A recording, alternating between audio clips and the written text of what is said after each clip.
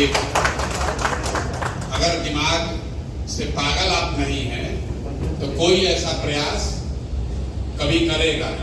आत्मचिंतन करने की जरूरत तो जरूर है। दूसरी बात, बिल्कुल मैं उसको पॉजिटिवली ले रहा हूँ, आप ये ना समझें कि हमें बात बुरी लगी। आत्मचिंतन, मेरी पत्नी भी रोज यही कहती है कि आत्मचिंतन करने की जरूरत है, पागल हो गए हो।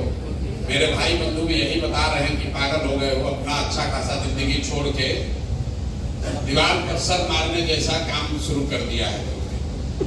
आत्मचिंतन की जरूरत तो है। आपका सुना, अभी भाई साहब ने कहा कि जिन लोगों के पास मोबाइल है उनको तो पूरी समझ है, वो ज्यादातर लोग आपको पसंद करते हैं।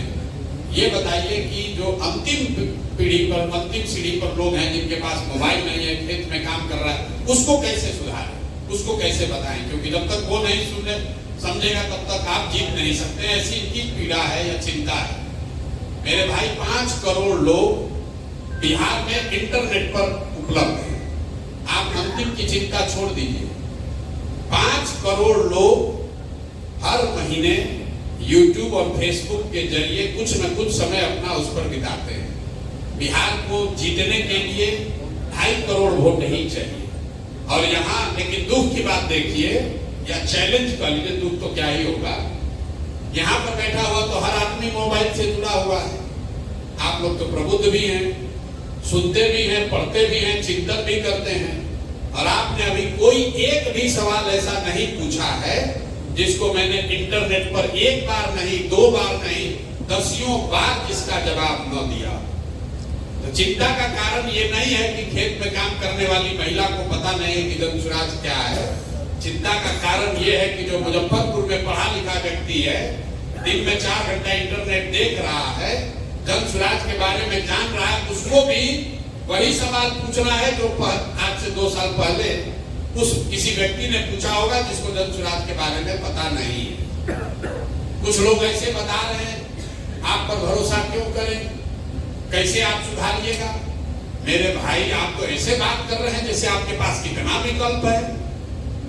विकल्प न होने का रोना रोने वाला समाज खड़ा होकर कह रहा है कि ये नए विकल्प पर हम भरोसा क्यों करें? भाई मत करो, बिल्कुल मत करो। आप तो बढ़िया आपका जिंदगी चल रहा है, आप काहे किसी नए विकल्प की तलाश में हो?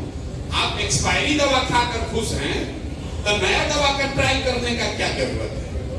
प्रोफेसर साहब खड़े हुए, अच्छी बात इन्होंने कही, हम अपना गुलामी क्यों दे दें आपको? हम अपना वोट देकर व्यवस्था क्यों बदलने हम तो आए हैं, हम आपको देने क्यों आए? ठीक बात है भाई। अभी तक जिसको वोट दिए हैं उसमें आपका कितना अधिकार है वो बता देना भाई, हम उसको समझ लेंगे। यहाँ पर बैठे हुए जितने लोग हैं, 2/3 से ज्यादा लोग बिना व्यक्तिगत राय पूछे हुए हम कह सकते हैं कि आपने एनडीए को, भाजपा को वोट दिया होगा। साथ में आप ये भी कह रहे हैं कि आपकी दुर्दशा कितनी है और कितने बार से एनडीए को वोट दे रहे हैं ये भी आपको मालूम है। तो भाई आप इतने ही बड़े प्रबुद्ध हैं, इतने समझदार हैं, तो आपकी इतनी दुर्दशा है तो एनडीए छोड़कर कोई दूसरा विकल्प बना लेते हैं।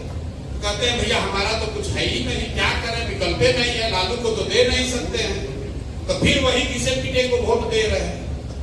तो जितने लोग ये कह रहे हैं प्रबुद्ध लोग कि हमारे पास तो विकल्प नहीं है, आप जरा बताइए कि ईवीएम पर नोटा बटन है कि नहीं है? और आप लोग तो पढ़े लिखे व्यक्ति, अगर नोटा को किसी दूसरे उम्मीदवार से ज्यादा वोट आ गया होता तो कानून कहता है कि फिर से चुनाव होगा, तो काहे नहीं आपने नोटा को वोट दे दिया? तो भाई प्रबुद्ध कहने से और सवाल करने से नहीं होगा। आप में से ज्यादातर लोग वो हैं जो वोट देने भी नहीं जाता। ये हम नहीं कह रहे, ये तो इलेक्शन कमीशन का आंकड़ा बता रहा है। बिहार में टोटल वोट ही पड़ता है 50-55%, और उसमें भी शहरों में वोट पड़ता है 40% से कम, और शहरों में भी मध्यम वर्गीय जो बूथ हैं वहां पर 25 से 30% वोट पड़ता है। ये इलेक्शन कमीशन का आंकड़ा है। 10 में 2 या 3 आदमी वोट देने जाता है और वो सवाल ऐसे कर रहा है, भाई वोट क्यों दे तुम्हें? बिल्कुल ठीक बात है भाई, तुम तो ऐसे भी वोट देने नहीं जाओगे। सवाल करना छोड़कर आपने इसके अलावा कुछ किया क्या है? अभी बिहार के जो बुद्धिजीवी लोग हैं, आप ही लोग के लिए प्लेटो ने कहा है, हम भी बुद्धिजीवी अपने आप, हमको भी किसी ने विद्वान कहा, हम IITian नहीं हैं, हम IITian सर नहीं है, IIT जाने की हमारी औकात नहीं थी स्टूडेंट के तौर पर, लेकिन पढ़े लिखे आदमी हैं तो बुद्धिजीवी कह सकते हैं। प्लेटो ने कहा, if you do not participate in democracy, be ready to be ruled by your inferiors. अगर आप राजनीति में भागीदार नहीं हैं तो इस बात के लिए तैयार रहिए कि कोई मूर्ख आदमी राजा बनकर आप पर शासन करेगा। तो जो बिहार का बुद्धिजीवी वर्ग है, मैं अपने आप को भी उसमें शामिल कर रहा हूं, ये हम और आप परिस्थितिवश या स्वेच्छा से हमने ये तय किया कि भाई हमको तो राजनीति में नहीं जाना, हमको तो बैठ के किनारे से लंबा लंबा ज्ञान देना है। तो जब हम आप राजनीति में आएंगे ही नहीं तो स्वाभाविक है, जो बालू माफिया है, शराब माफिया है, लंपट है, बदमाश है, वही राजा है। अब फिर आप कह रहे हैं कि भ्रष्टाचार नहीं खत्म हो रहा है। बालू माफिया सर अगर जीत कर आपका सांसद बनेगा तो चोरी नहीं करेगा तो आपके बच्चों की पढ़ाई की चिंता करेगा। जैसा बोइएगा वो काटिएगा, जैसा बोइएगा वही ना काटिएगा। भाई आप कह रहे हैं कि आपकी क्यों जनसुराज पर भरोसा करें? भरोसा जनसुराज पर बिल्कुल मत कीजिए। आपने कहा व्यवस्था कैसे सुधरेगी? व्यवस्था सुधारने का सीधा तरीका यह है कि जिसको भी चुनिए, जिस किसी को भी चुनिए, उसको अकाउंटेबल बनाइए। अकाउंटेबल कैसे बनेगा? 5 वर्ष आपका वोट व्यवस्था ने बनाया है 5 वर्ष के लिए। जिसको अच्छा लगे, जिस पर भरोसा जमे, उसको वोट दीजिए। लेकिन वो वोट, वो भरोसा 5 वर्ष के लिए होना चाहिए। 35 वर्ष की बंधुआ मजदूरी नहीं होनी चाहिए। पूरे देश में 5 राज्य, तमिलनाडु, केरल, आंध्र प्रदेश, तेलंगाना और कर्नाटक, 5 राज्य मिलकर 1/3 GDP इन्हीं 5 राज्यों में है। सबसे ज्यादा तरक्की इन 5 राज्यों में हुआ है। एक विशेष बात क्या है इन 5 राज्य में? कोई व्यक्ति 78 साल में आज तक वहां 10 वर्ष से ज्यादा मुख्यमंत्री नहीं बना है। तरक्की सबसे ज्यादा वहां हुई है और सरकारें सबसे ज्यादा वहां बदली गई है, क्योंकि हर आदमी जो चुनकर आ रहा है या सत्ता में बैठा है, उसको ये डर है कि अगर मैं काम नहीं करूंगा तो जनता हमको हटा देगी। बिहार में नेता को, दल को वो डर ही खत्म हो गया। उसको मालूम है कि मुजफ्फरपुर का आदमी चाहे गटर में रहेगा, लेकिन लालू के सामने जब हम एनडीए भाजपा का टिकट लेकर आएंगे तो हम ही को वोट देगा। गाली दे कर देगा, रो कर देगा, लेकिन हम ही को देगा। तो क्यों आपके गटर की चिंता करे? क्यों आपका शहर सुधारे? क्यों आपके लिए पढ़ाई की बात करे? तो भाई व्यवस्था अगर सुधारना है तो आपको वोट चाहे जिस किसी को भी दीजिए, उसको अकाउंटेबल बनाइए। जन सुराज को भी दीजिए तो ये भावना से दीजिए कि जन सुराज वाले काम नहीं करेंगे तो 5 वर्ष में उनको झाड़ू मार के भगाएंगे। अगर आप वोट कीजिएगा तभी व्यवस्था सुधरेगी। किसी के माथे पर नहीं लिखा हुआ है कि हम जीत कर आएंगे तो ईमानदार बने रहेंगे। भैया, जिसको चोरी करने का अवसर नहीं मिला वो सब ईमानदार ही है। ईमानदारी की परीक्षा तो तब न है जब आपको चोरी करने का अवसर हो। तो कुर्सी पर जाने से पहले हर व्यक्ति, हर नेता ईमानदार है। जब लक्ष्मी की गर्मी इतनी होती है कि कुर्सी पर बैठे कि सारा सिद्धांत गया तेल लेने। तो जनसुराज हो या कोई दूसरा दल हो, जब तक आप समाज में ये व्यवस्था नहीं बनाएंगे कि काम नहीं करोगे तो तुम्हें वोट नहीं देंगे। अभी आप प्रबुद्ध कर रहे, काम नहीं किया, कल वोट होगा तो आपको लगेगा हमारा जाते का है, भूमिहार है, कुशवाहा है, पंडित है, वोटवा तो इसी को देंगे। तो जब आप जाति के आधार पर वोट देते हैं, मोदी जी के नाम पर वोट देते हैं, तो आपको व्यवस्था नहीं सुधार होगा, चाहे जनसुराज आए कोई दूसरा आए। सीधी बात है। पीछे डॉक्टर साहब ने कहा कि विनायक गौतम जी चुनाव लड़े तो आपके वजह से ही चुनाव हार गए। भाई बड़ा गलती हो गया, हमारी वजह से चुनाव हार गए। तो उनको हमारे पास तो भैया हम निमंत्रण देके लाए नहीं थे। उनको ये सुझाव अगर आप देंगे मित्र के तौर पर कि विनायक गौतम जी आगे से प्रसाद किशोर के साथ चुनाव नहीं लड़ना, हम लोग के साथ चुनाव लड़ना, जीत जाना, बात खत्म हो गई। आप जो कोई भी चुनाव लड़ेगा कि दुनिया में कोई गारंटी तो दे नहीं सकता है कि हर आदमी जीतेगा ही चुनाव। कुछ लोग जीतेंगे, कुछ लोग हारेंगे। आप डॉक्टर हैं, आप क्या ये गारंटी दे सकते हैं कि जिस पेशेंट का इलाज कीजिएगा वो सब ठीक ही हो जाएगा? और अगर नहीं दे सकते हैं तो फिर ये क्यों अपेक्षा रखते हैं कि कोई दूसरा आदमी जो चुनाव लड़ाएगा जीतेगा ही जीतेगा?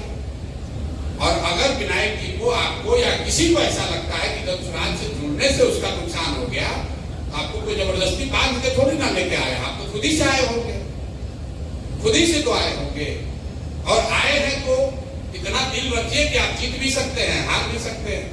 हम बिहार में खुद आए हैं, दंतुराज हार जाए उसके बाद हम बिहार के लोगों को गाली देने लगे तो हमसे बड़ा मूर्ख कोई नहीं है। भाई बिहार के लोगों ने हमको, सुप्रीम कोर्ट ने थोड़ी ना कहा है कि आपको बिहार में जाना है। हमने स्वयं से तय किया है कि हमारी जिम्मेवारी है। मैं समझता हूं कि मैं बिहार में कुछ कर सकता हूं, इसलिए मैं प्रयास कर रहा हूं। सफलता मिले या न मिले, ये मेरा अपना उत्तरदायित्व तो बनता है कि मैं इस मिट्टी के लिए, इस राज्य के लिए कुछ करूं। इसलिए कर रहा हूं, इसलिए नहीं कर रहा हूं आपको एमएलए बनना है, एमएलए मंत्री नहीं बनना है। वो जितना बनकर नाम, पैसा, शोहरत कमाया जा सकता है, उससे बहुत ज्यादा नाम, शोहरत, पैसा भगवान ने दिया। लेकिन सिर्फ इसलिए ये प्रयास कर रहे हैं कि इसी मिट्टी में जन्म हुआ है। समझते हैं कि कुछ इस मिट्टी के लिए हमारा भी, हम पर भी कर्ज है। और उससे बढ़कर आप ये समझिए, प्रयास हम करें या आप करें, प्रयास आज हो या 10 वर्ष के बाद हो, करना तो किसी न किसी बिहार के आदमी को ही पड़ेगा। कोई तमिलनाडु से आकर बिहार और मुजफ्फरपुर, पटना, मधुबनी नहीं सुधारने वाला। आपको तय करना है कि आप किसी के प्रयास में कंधा लगाना चाहते हैं कि बैठ के कमेंट्री करना चाहते हैं। बिल्कुल आप एकदम बिल्कुल स्वतंत्र हैं, कीजिए। जितना कमेंट करना है कीजिए, क्रिटिसाइज करना है कीजिए।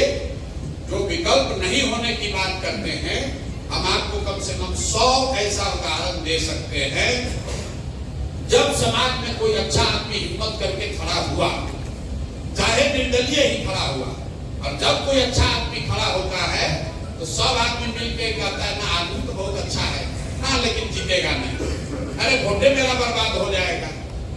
तो आदमी को आप हरा देते हैं, आपको लग रहा है कि आपका वोट बर्बाद हो जाएगा, अगर उसको वोट दीजिएगा तो वोट बर्बाद हो जाएगा। मेरे भाई, जब किसी अच्छे आदमी को आप वोट नहीं देते हैं, कोई एक अच्छा आदमी चुनाव हारता है तो 100 अच्छे लोगों का मनोबल टूटता है। वो सोचता है कि राजनीति में हम वोट नहीं देंगे।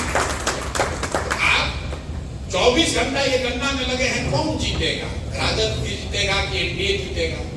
मेरे भाई, ये तो दोनों दलों को आपने देख लिया। आपके पास, यहाँ कुछ डॉक्टर लोग भी बैठे हुए हैं, आपके पास, आपको कोई रोग है, आप एक दवा खा रहे हैं जो कि एक्सपायर हो गई है, आप डॉक्टर साहब के पास गए, डॉक्टर साहब